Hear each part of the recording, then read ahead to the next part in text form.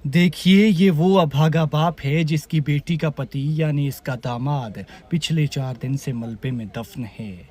और ये बेटी के सुहाग को बचाने श्रीनगर से कुल्लू पहुंचा है। सैकड़ों किलोमीटर पैदल सफर किया और यहाँ पहुंचता है तो क्या देखता है, हजारों टन मलबा है और उस मलबे के नीचे इसकी बेटी का जीवन साथी न जाने कहाँ दफन है।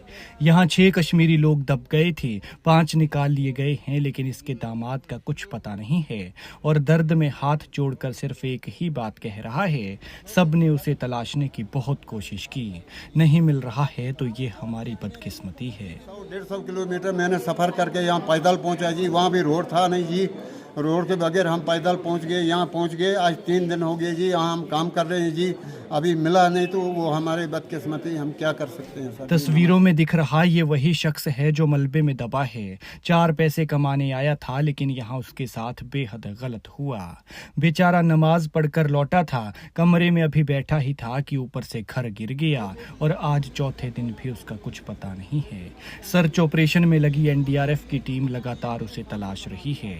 लेकिन सोचिए एक बार के लिए कि कितना मुश्किल होगा एक बाप के लिए ये पल जब वो अपनी बेटी के सुहाग के शव को हाथों में लेगा।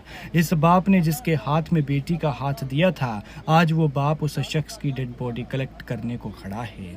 घर जाकर क्या कहेगा। परिवार को जैसे ही इस घटना का पता चला तो बुजुर्ग बाप वहां से हिमाचल के लिए निकल पड़ा। दिल में गम का बोझ लिए सैकड़ों किलोमीटर का सफर कर श्रीनगर से कुल्लू पहुंचता है।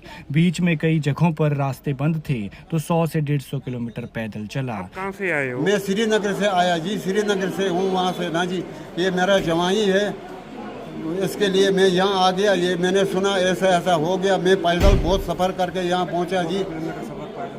कम से कम 100-150 किलोमीटर मैंने सफ़र करके यहाँ पैदल पहुँचा जी। वहाँ भी रोड था नहीं जी, रोड के बगैर हम पैदल पहुँच गए, यहाँ पहुँच गए। आज 3 दिन हो गए जी, यहाँ हम काम कर रहे हैं जी, अभी मिला नहीं तो वो हमारे बदकिस्मती, हम क्या कर। लेकिन सोचिए कि इस बाप का ये सफ़र कैसे गुजरा होगा, क्योंकि ये वक्त तो ऐसा होता है कि 100 मीटर भी 1 किलोमीटर के बराबर लगता है और 1 मिनट 1 घंटे के बराबर। इंसान सोचता है कि वो उड़कर ही अपने उस सपने के पास पहुंच जाए, लेकिन जब यहाँ पहुंचता है तो हाथ खाली होते हैं।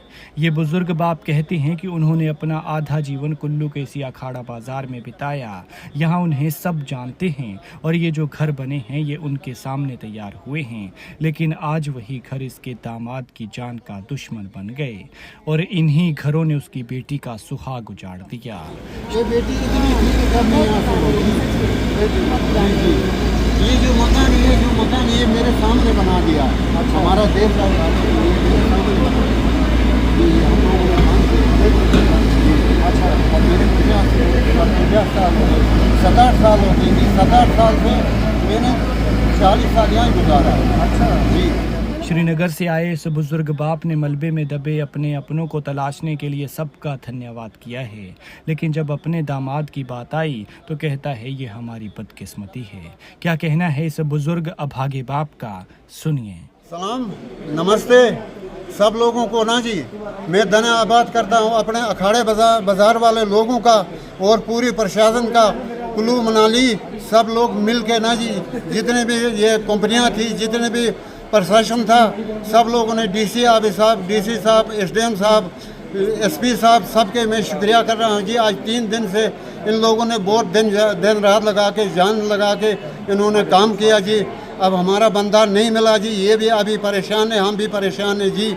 ये मेरा जवाई यहाँ पर नहीं मिल रहा है। बाकी हमारे 6 आदमी गए थे, 6 से 5 निकाल दिया जी। एक आदमी अभी हमारा फंसा हुआ जी, अभी नहीं निकाल रहे। बहुत शुक्रिया, और कल फिर आने के लिए बोला एसडीएम साहब ने, मेहरबानी जी। और हमारे, आप कहाँ से आए हो? मैं श्रीनगर से आया जी, श्रीनगर से हूँ, वहाँ से ना जी।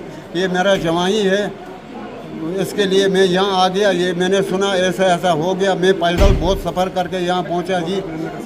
कम से कम 100-150 किलोमीटर मैंने सफ़र करके यहाँ पैदल पहुँचा जी। वहाँ भी रोड था नहीं जी, रोड के बगैर हम पैदल पहुँच गए, यहाँ पहुँच गए। आज 3 दिन हो गए जी, यहाँ हम काम कर रहे हैं जी, अभी मिला नहीं तो वो हमारे बदकिस्मती, हम क्या कर सकते हैं सर जी। नमस्ते।